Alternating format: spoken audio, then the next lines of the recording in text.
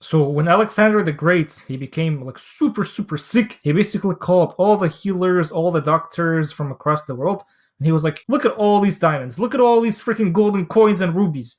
If any one of you guys is able to heal me, I'll basically give you guys this stuff. But what happened is that there's not a single herb, not a single pill, not a single potion was actually able to make his condition better. It actually became worse. So freaking Alexander the Great, man, the most powerful man on earth, he was dying, and he couldn't do a single thing about it to fix it. So when Alexander, he finally realizes, like, you know what, bro, I think I'm gonna die. He called all the noblemen to the court, and he was like, listen, you guys, I'm actually dying, man.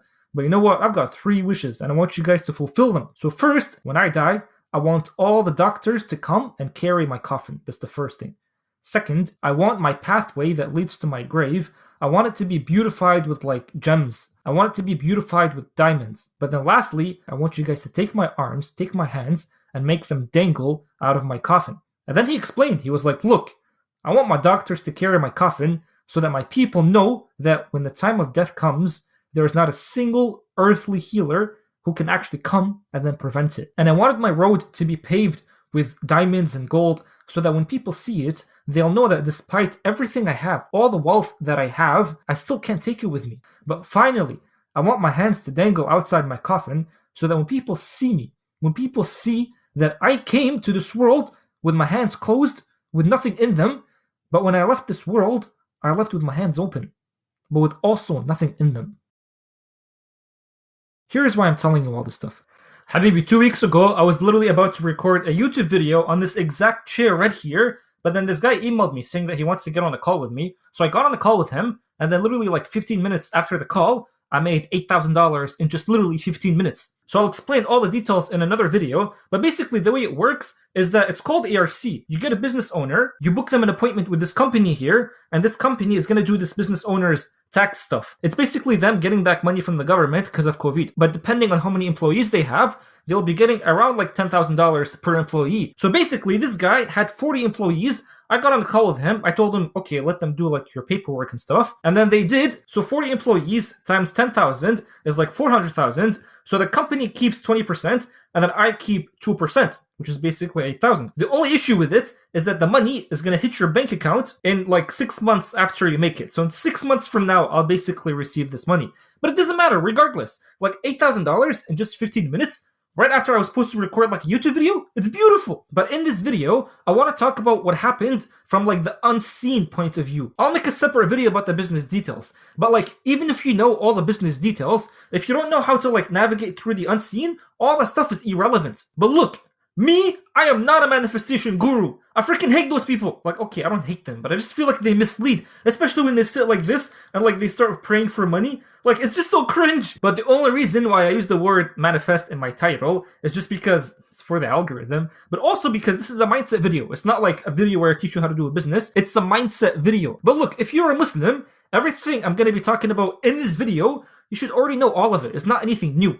It's just the issue is that most of us who are Muslims, bro, we're sitting on gold, but we're just not using this gold. So the very first thing is, look, the knowledge, bro, the knowledge of the afterlife is such an underrated knowledge. It's extremely life-changing. So we're going to be starting with the afterlife because listen, bro, we were never ever supposed to have been struggling in this life for money. We were never supposed to have been like worried about poverty or worried about lack and stuff. But the reason why all that stuff right now is happening right now is because like we've taken this worldly life as something bigger than its own creator. Like, you know how sometimes people talk about like the law of attraction? So there's this other thing that not many people talk about, and it doesn't even have a name, but I'm going to be calling it the law of repulsion. Basically what it says is that the more you chase the dunya, the worldly life, like chasing after money, chasing after cars and all that stuff, like the more you chase after the houses, the more this life is actually going to repel away from you. And you know this and I know this. Like, there's no need to actually come here and prove it scientifically. Like, just think of stuff that happened in your own life. Things that you've always wanted, but you never got. And as soon as you were like, you know what, it's not that important, then you get it. But do you know why, it works that way in the first place, man? Do you know why people who have who struggle so hard for money, who work so hard for money, they always seem to have like little money? And then people who have they're just careless about money, they don't care about it as much, they still work for it, but they don't care about it as much. Those are the people that actually get a lot of it. It's because it's almost like the creator of the world, of the money, of you, it's almost like he's trying to tell you, Habibi, What are you doing? You're putting your faith, you're putting your attention, your energy into something that's other than me. You're putting it towards something that only gets its power through me, towards something that can't even exist without me. Like, are you stupid or something? So the more you chase this worldly life, the more it just goes away from you. And our Prophet, peace be upon him, he said that. The more you chase this, the more it goes away. But the more you put your attention on the afterlife, the more this world's gonna come to you. It's literally gonna come crawling to you. Because what happens, bro, what happens is that you've taken this, like, this inflated importance within you that you've put on this life, that you've put on money. You've taken this importance and you added it to where it's supposed to belong. So once the importance on money is gone, you'll notice it's much easier to get. And this is the difference between living, being all serious and stuff, or being sincere and playful. Because in the Quran it says, bro, this worldly life is just enjoyment of empty things. Don't be taking it too seriously. Take it sincerely, but not too seriously. And I know this is hard, like, especially as a parent, but just know, like, in the Quran it says, bro, the remembrance of your creator is the greatest. So, like, how come you now come and start adding thoughts that orbit your mind that are basically around things that make this life seem like it's bigger? Like, look, your mind, bro, your mind 24/7 should just be filled with remembrance of your creator and the afterlife that comes with it. And let me give you a quick drawing just so I can put this in your brain. Look, you see this thing right here? Basically, I'm gonna draw this, it's supposed to be a huge circle. So this is a huge circle, okay? It's a big circle. But basically, in the middle right here, we're gonna put like a little dot, okay? So this is a little dot. Now look, this little dot right here is the worldly life. This entire big circle is the afterlife. So most of us, what we do is that we live our whole life just focusing on this little dot right here. So this little dot right here represents, like, oh man, my rent is due like at the end of the month. Or like, oh man, my car got destroyed, I'm so freaking sad about it. Or like, oh man, this, and that. And you forget to realize there's like all this like stuff right here that's like waiting for you that you don't even focus about it, because what happens is that the devil uses poverty to scare you. So he literally takes all your awareness, all your attention, and puts it here. So he depletes you from all the energy because all your attention is right here. And this is crazy because, again, but like poverty in of itself, it's a very devilish state. It's a very devilish term. Like if you look at the 99 names of Allah, there's no such thing as like the poverty or like the poor or something. There's the rich one, there's the strong one, nothing about being poor. You were never supposed to have been poor. Like listen, your whole life, you were supposed to always be living in richness, in wealth, in literally abundance. So look, when you're setting goals for yourself, most people are going to be like, you know what? I want to make at least like maybe 10K a day. Even though that's way too much. They literally think it's way too much. And it might seem like a lot, but like Habibi, that goal in of itself is right here. It's just here. You're forgetting about all the stuff that's like waiting for you. Like compared to what your creator has prepared for you, this is minute. This is so little. It's tiny. So you're actually taking something so small, but you're making it big in your head. And that's the issue. That's the biggest issue. Listen. You wanna shake the mountains? You wanna move the earth? Like literally break the laws of physics? This is what you do. All you have to do, bro, is just set the intention to live for the afterlife. That's it. And you'll notice, you know what Grant Cardone says? He comes in and he's like, 10x. He talks about 10x. It's like whatever your goal is, 10x it. Like the whole point of the 10x is just for you to aim higher. But don't you realize, the afterlife is the highest you can aim for.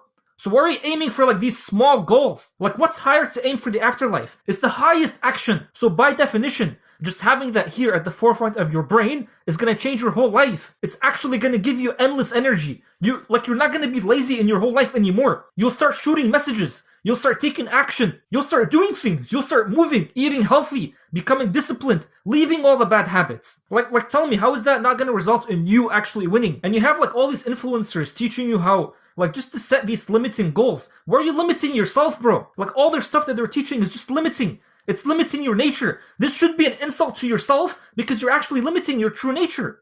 Your true nature is infinite. Listen, you aim for the afterlife, you're aiming for the greatest thing there is. You're aiming for the pleasure of your creator. Like, tell me, how is that not going to result in you doing great things, bro? And by the way, for those of you who don't believe in that whole afterlife thing, you don't have to believe, bro. All you have to do is just go outside, look at nature. Just look at nature. That's all you have to do. How is it that in one season, you see a land that's completely dead, and then in another season, this land is back to life? How is it that when you take a seed that by definition is dead, and then when you put it on the ground, it starts creating this beautiful gigantic tree. What I'm trying to say is resurrection happens like literally every single moment of your life. You see it in your eyes. So how is it that the one that created you not able to resurrect you again? You're gonna be resurrected, bro. You look at nature, all the signs are there. They're there for you to know that you're also gonna become resurrected too. Because Habibi, like, you are part of nature. You're not separate from it. And then when you're resurrected, where are you gonna go? To the afterlife, man. But also remember, Habibi, death is not the end. Death is basically a transition. Everything that's living begins with death. It's only with death that life actually starts growing. So if you tell a baby in like a dark womb of a mother, you tell it, hey, look, baby, you know there is like an entire world out there with like mountains and like trees and fruits and oceans and stuff like that. That baby is not gonna believe you. So just like the baby right now, we're also living in a womb called Earth. So we have limited understanding to what's actually coming next. But just like the baby, we're gonna have to leave the womb and we'll have to move to a different reality. So our bodies are gonna die, but the spirit is gonna remain. Like, Habibi, when we're dead, we're not buried. We're planted, and then we're gonna be risen for the afterlife. So it's crazy because the signs, bro, the signs are all around you. And then look at it scientifically too. Energy can be destroyed or created. So when we die, our bodies die, but the spirit remains. Like the light of life is not gonna be destroyed. It's not destroyed, bro. It's basically transformed. Like, you know how summer is there and then winter comes? Death is basically winter. And just like Rumi said, death is the door to eternal life. Because only through death, you'll actually get to experience immortality. And this is crazy, bro. Like, just keeping this knowledge at the forefront of your brain that the afterlife is actually coming. And by the way, like, everything you'll see in the afterlife is everything that you've seen right now. So the same fruits, the same pleasures, the same everything, except that's unlimited. Unlimited with no negative feelings anymore. No hatred, no poverty, no boredom, nothing like that. It's all just positive, unlimited things. So if we go back to the circle right here, it's crazy because when you're experiencing like the pleasures of this life, all of that is here. Like, just imagine, it's crazy because like this bigger circle is the afterlife. So the pleasure is going to be literally unlimited. But the issue nowadays is that most of us have taken other things as idols in our life. And don't tell me this isn't true, by the way. Everyone actually worships something. Even if you're going to be calling yourself like, no, I'm an atheist and stuff like that. I don't believe in God and all that stuff. You also worship stuff, bro. I'm not saying you're going to things and like you're prostrating and like you're worshiping them like physically and stuff. No, for each and every one of us, we all have things that orbit our minds. We all have things like thoughts that we wake up, we have these thoughts. We go to sleep, we have these thoughts. Thoughts that we always put our energy and our attention towards. Like, that is worship. Don't tell me that's not worship. Because when that thing is gone, you're devastated. And this is a big point, bro. Because this right here is literally the whole point of Islam.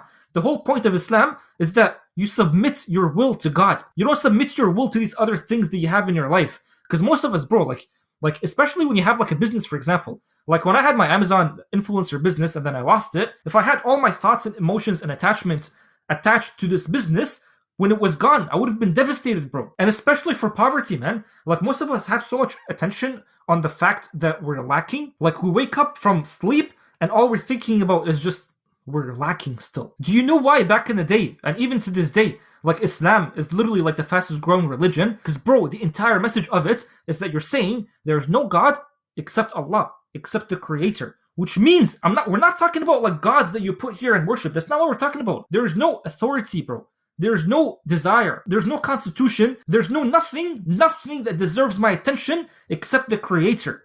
And then once you have that, bro, your whole life changes. Because, like, don't you realize all these things are empty? These things don't actually exist. They're empty things.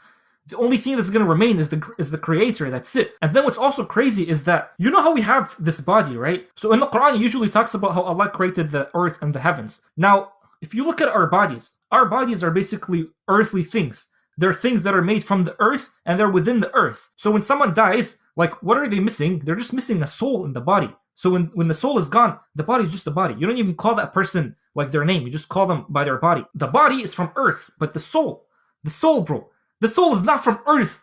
This thing comes all the way from the heavens, which is insane because in the Quran it actually says, your rizq, your wealth, it's in the heavens. It's not here. So if you're looking for like your true wealth, you don't look for it here. If you look for it here, you won't find it, bro. But then when you take your attention away from this, from like this life, from this worldly life, and you put it back to the afterlife, and you put it back to the Creator, put it back to like the heavens, that's where your actual wealth is in. And listen, don't tell me it's like, okay, but there's a lot of people who are wealthy, but they never use these things. True, but have you noticed every wealthy person, they're very playful with their wealth. They don't take it too serious. They work hard for it. They work very hard and they do everything they're supposed to do, but they don't have the same mentality as like a poor person. A poor person has in their head so much importance on the wealth, but a rich person, they're like, whatever, it's okay. And as a result, they get more wealth. So what I'm trying to tell you here is that this is literally a shortcut to getting that mentality like super fast. And this has been talked about in so many books. In all the books that you read, books that are outside of Islam, you'll see them all. They all talk about how you need to lower the importance towards these things. The more desire you put towards your goal, the more you don't get it. The more it's going to go away because there's so much importance to this thing. Like, Habibi, do you know why I'm making these videos right now? I truly believe, if everyone follows the Quran fully, if they follow literally every single word fully, there's no more poverty. Poverty, again, is something very devilish. It's something that when you actually connect to the Creator, that stuff doesn't exist anymore. But even most of the teachers that nowadays teach the Quran, they teach it in such a limiting way where they don't realize there's so many hidden treasures within this book. And you know what?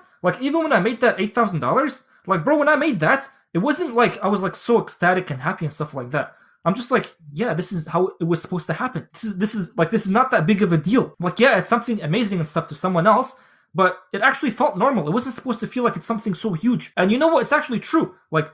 8,000 or 10,000 to someone else, it's not that much. But again, how do you reach that state where it's actually not that much? You think of the afterlife, because the afterlife is the highest thing. It's the biggest thing. There's nothing bigger than the afterlife in terms of living. When you're connected to just wanting the afterlife, bro, your life can be destroyed or it can be happy. You can have so much wealth in it, you'll still be good. Because what's happening too is that you're not attaching your heart to these things. It's not like when the money goes up, your happiness goes up, or when the money goes down, your happiness goes down. No, when the money goes down, you're still the same. You remain the same. When the money goes up, you remain the same. Nothing's different. And what's also happening is that now you're getting your value from something that's actually eternal, from a source that's eternal, not from something that's coming and going and something that's empty. No, at this point, you're connected to the eternal. And again, all you have to do for this mindset shift is just put your attention towards the afterlife, and that's it. You'll also notice too, it's everything that you do now is good. You don't want to be doing bad things anymore, man. Because if you do bad things, well, the afterlife is going to be 10 times worse. But when you put your afterlife, your aim, that's it. No more bad habits, man. And this is beautiful. I wish for every Muslim, and by the way, even me, I wish to have this state 24/7. Truly, if we have that, bro, that's crazy. And this is how the companions of the Prophet, peace be upon him, that's how they used to live, which is beautiful. Why do you think they created such a huge empire? Why do you think that? During that time, it was called the golden age of Islam. Because, bro, this is how they used to live. It's insane. They used to be so rich. Why did we lose that? Why did we lose that, bro? But anyway, I hope this video was helpful because, bro, for me, this was super helpful.